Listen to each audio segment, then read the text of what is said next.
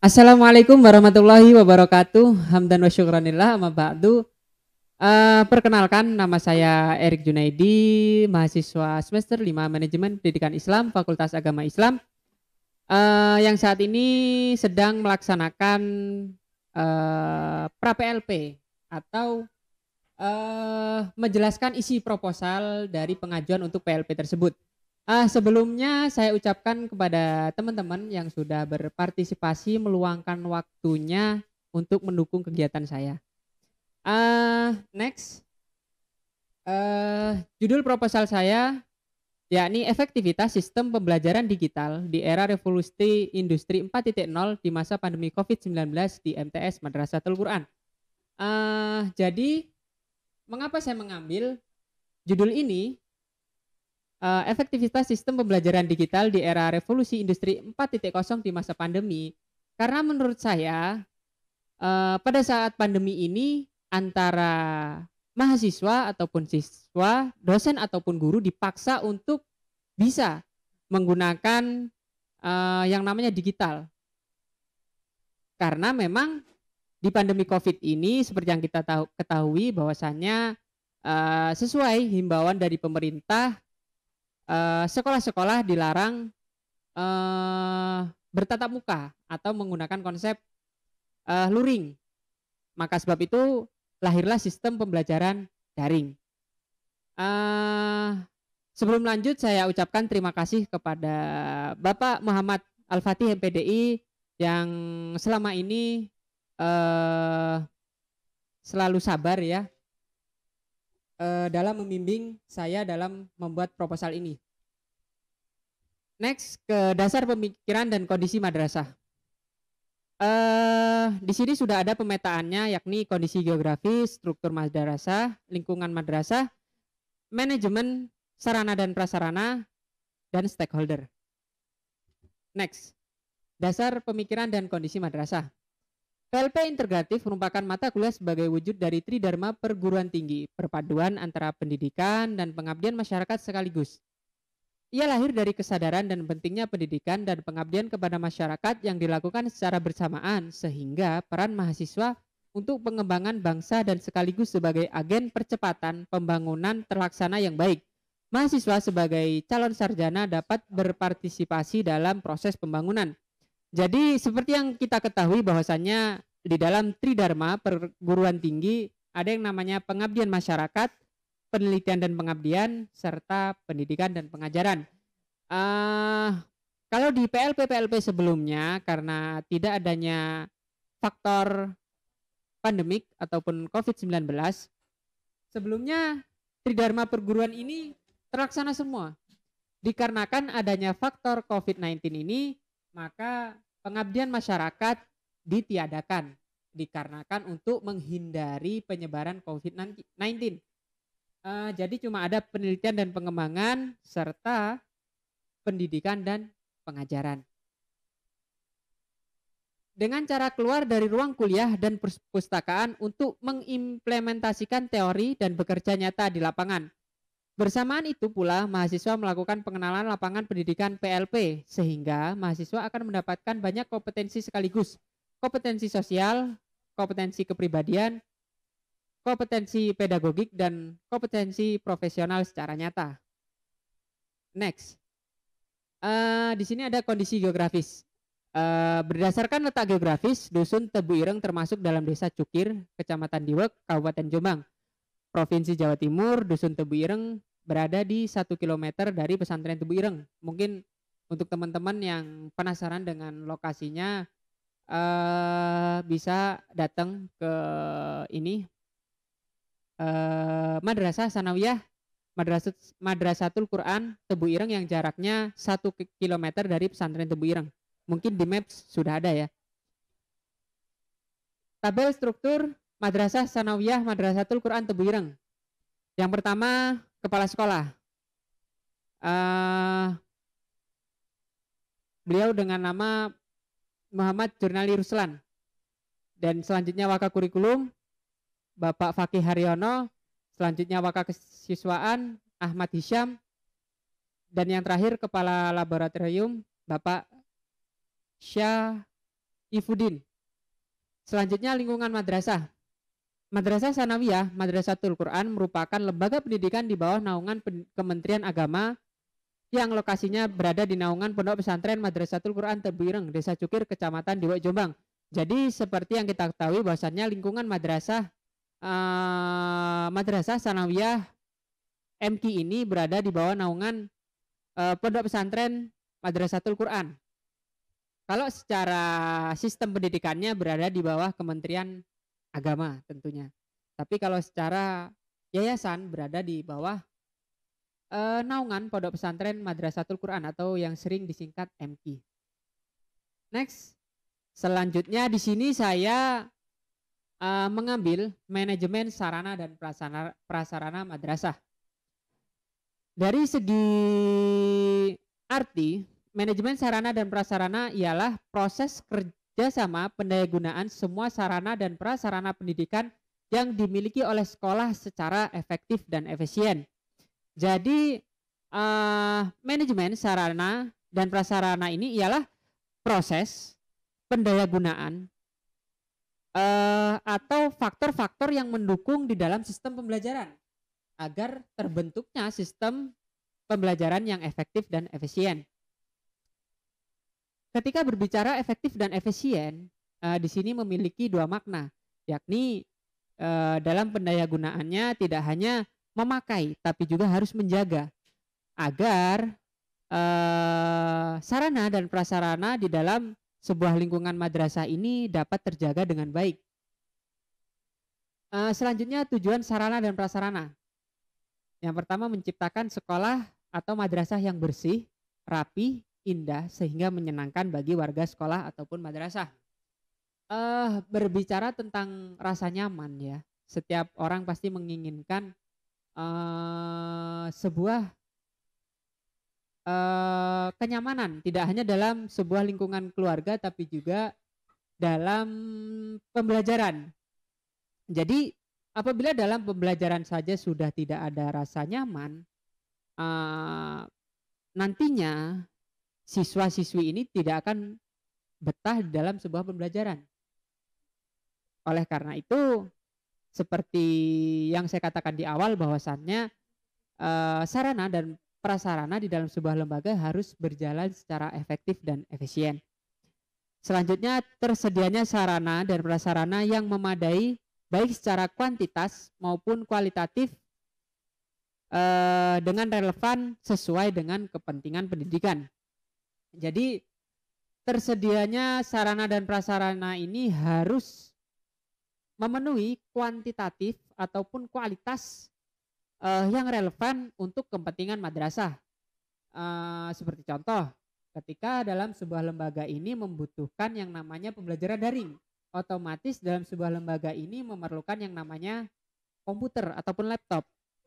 Tapi kalaupun ternyata di dalam sebuah madrasah tidak ada yang namanya komputer ataupun laptop, kan otomatis madrasah ini tidak mampu melaksanakan yang namanya sistem pembelajaran daring. Oleh karena itu, sarana dan prasarana harus memadai baik secara kuantitatif maupun kualitatif yang relevan sesuai kepentingan pendidikan. Next, prinsip-prinsip manajemen sarana dan prasarana pendidikan di NTS Madrasatul Quran Tebuireng. Dalam pengelolaan sarana dan prasarana pendidikan, terdapat beberapa prinsip yang perlu diperhatikan agar tujuan bisa tercapai dengan maksimal. Prinsip-prinsip tersebut ialah prinsip pencapaian tujuan, yaitu sarana dan prasarana pendidikan di sekolah harus selalu dalam kondisi siap pakai apabila akan digunakan oleh personil sekolah dalam pencapaian tujuan pelajaran di sekolah. Jadi otomatis dalam sebuah lembaga sarana dan prasarana ini harus siap pakai. Kan sangat lucu apabila contoh nih ketika kita hendak melaksanakan pembelajaran daring, ternyata laptopnya saja tidak siap pakai. Nah, bagaimana prinsip pencapaian tujuan dalam proses pendidikan ini akan tercapai gitu loh. Jadi prinsip pencapaian tujuan yang pertama adalah sarana dan prasarana harus sudah siap pakai. Yang kedua, prinsip efisiensi, yaitu pengadaan sarana dan prasarana di sekolah harus dilakukan melalui perencanaan yang seksama sehingga dapat diadakan sarana dan prasarana pendidikan yang baik dengan harga yang murah. Demikian juga pemakaian harus dengan hati-hati sehingga mengurangi pemborosan. Di sini juga lembaga dari lembaga tersebut ya harus dari MK ini selalu mendahulukan mana yang penting dan mana yang tidak penting. Jadi untuk menghindari pemborosan, mana yang penting untuk dibeli dan mana yang tidak penting untuk dibeli ya tidak dibeli agar pembiayaan dalam lembaga tidak boros. Selanjutnya prinsip administratif, yaitu manajemen sarana dan prasarana pendidikan di sekolah harus selalu memperhatikan undang-undang, peraturan, instruksi, dan petunjuk teknis yang dilakukan oleh pihak berwenang. Maksudnya apa? Jadi lembaga tersebut tidak bisa secara semena-mena ya dalam memenuhi sarana dan prasarana di dalam madrasah karena memang sudah diperhatikan oleh undang-undang, peraturan, instruksi, dan petunjuk teknis.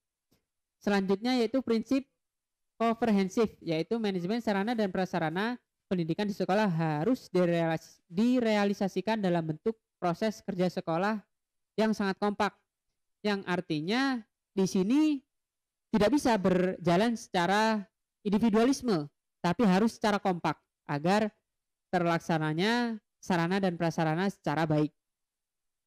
Next, stakeholder madrasah. Mungkin teman-teman juga ada yang belum tahu sih. Mungkin di dalam manajemen stakeholder ini sering diucapkan, tapi mungkin sedikit yang tahu seperti itu.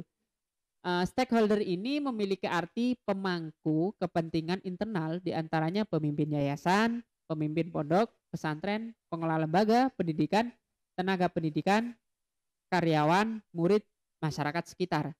Jadi di stakeholder ini kalau secara singkatnya stakeholder ini diartikan sebagai pemangku atau pemangku jabatan di dalam sebuah lembaga atau yang memiliki kepentingan di dalam sebuah lembaga tersebut.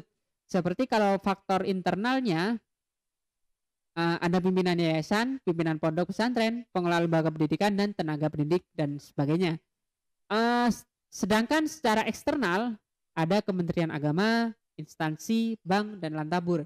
Jadi seperti Kementerian Agama, instansi, bank, dan lantabur ini turut berpartisipasi untuk memajukan lembaga tersebut cuma secara eksternal, tapi tidak di dalam. Next, permasalahan dan identifikasi permasalahan di madrasah. Jadi berdasarkan hasil survei yang saya laksanakan di MTS Madrasatul Quran, bahwasannya masih banyaknya guru yang belum terlalu memahami cara atau pelaksanaan kuliah daring tersebut. Mungkin tidak menutup kemungkinan adanya guru-guru yang sudah sepuh ataupun guru-guru yang memang kurang berkecimpung di dalam bidang gadget ya, jadi kurang bisa dalam menerapkan sistem daring. Cuma dari Madrasatul Quran, MTS Madrasatul Quran sendiri masih mengupayakan agar antara guru dan siswa mampu melaksanakan sistem pembelajaran secara daring. Seperti yang dikeluarkan oleh peraturan pemerintah Indonesia bahwasannya menerapkan protokol kesehatan secara ketat dengan work from home, bekerja dari rumah, yang menjadikan para guru kesulitan dalam menyampaikan mata pelajaran melalui media daring karena tidak semua guru memahami penggunaan media sosial serta masih kurangnya fasilitas yang memadai untuk melaksanakan sistem pembelajaran secara daring. Begitu juga tidak konsistennya kedisiplinan kehadiran para siswa. Juga pelaksanakan ekstrakurikuler yang masih belum dilaksanakan mengakibatkan target hafalan yang harus diselesaikan siswa tidak terpenuhi.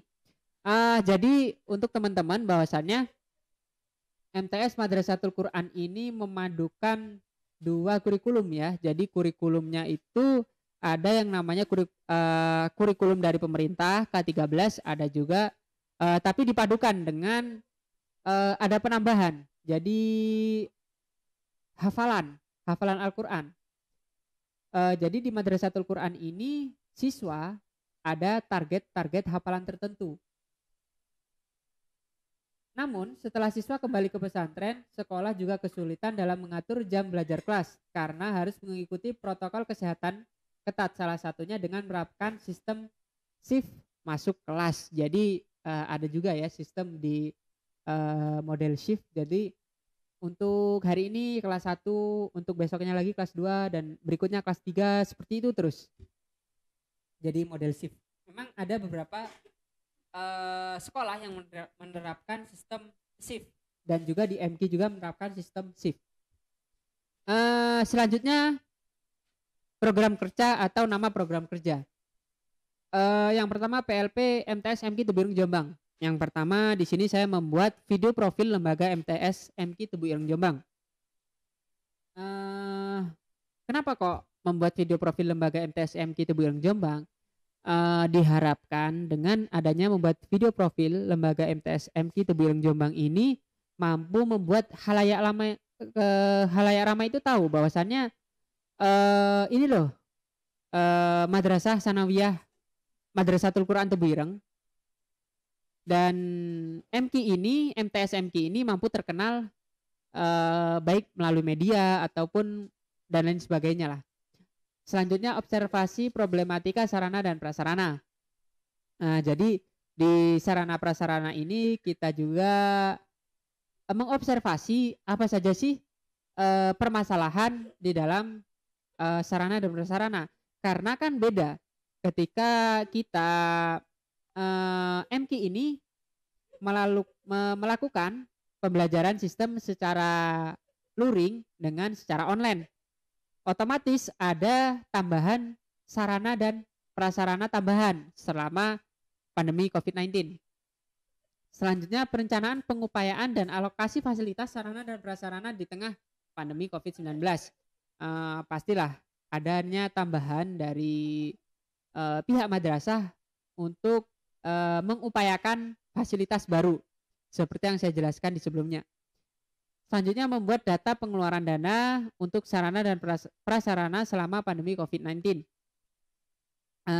Dan yang terakhir membuat pengelompokan fasilitas sarana dan prasarana antara yang efektif dan tidak efektif. Tujuan program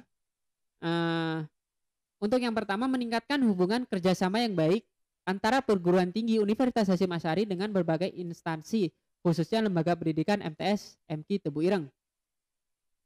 Dan yang kedua mengetahui profil serta latar belakang lembaga pendidikan. Selanjutnya meningkatkan pemahaman mahasiswa mengenai manajemen sarana dan prasarana dan tugas dari Waka Sarana dan Prasarana secara luas di MTS MQ. Selanjutnya mengetahui berbagai fungsi dari sarana dan prasarana serta penggunaannya secara baik di kondisi pandemi. Selanjutnya mengetahui struktur kepengurusan serta pembagian tugas di setiap bidang di MTS MQ. Selanjutnya agar mahasiswa dapat melakukan dan membandingkan penerapan teori yang diterima di jenjang akademik dengan praktek yang dilakukan di lapangan. Selanjutnya setelah menyelesaikan pendidikan di program studi S1 Manajemen Pendidikan Islam Universitas Hasyim Asy'ari, diharapkan mahasiswa serta siswanya dapat memiliki persiapan dalam menghadapi situasi persaingan lingkungan kerja. Selanjutnya target kualitatif menambah wawasan berpikir dan meningkatkan kesadaran madrasah mengenai pandemi COVID-19. Dan selanjutnya terbentuknya pola hidup sehat madrasah